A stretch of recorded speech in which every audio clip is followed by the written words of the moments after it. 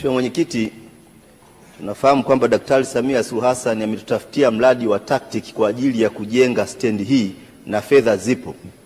Sasa maswali yangu mawili madogo ya nyongeza. Tumekuwa tukipata majibu ya serikali ndani ya bunge hili ambayo hayatekelezeki zaidi ya mara 4. Je, Mheshimiwa Naibu Waziri yuko tayari kujiuzuru endapo ikifika Mei mwaka huu mkandarasi haja kwenda site kule Bondeni City kwa ajili ya kuanza ujenzi wa stendi ya kisasa?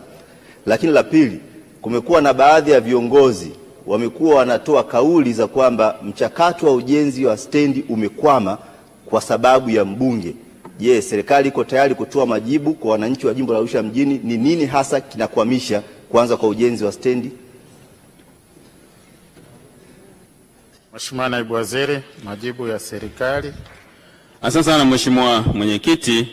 Kwanza nianze kwa kumhakikishia Mheshimiwa Mrisho Mashaka Gambo, mbunge wa Arusha mjini, kwamba tunafahamu ni kweli serikali imekuwa na dhamira ya dhati kama ilivyo dhamira Mheshimiwa Rais wetu Dr. Samia Suluhu Hassan kwa kutenga mabilioni ya fedha kwa ajili ya ujenzi wa stendi na miundombinu mbalimbali katika jiji la Arusha.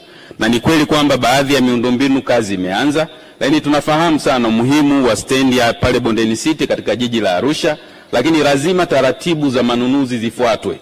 Serikali ilitangaza zabuni, wazabuni walipatikana, lakini hawakukidhi vigezo kwa mujibu wa sheria na taratibu za manunuzi.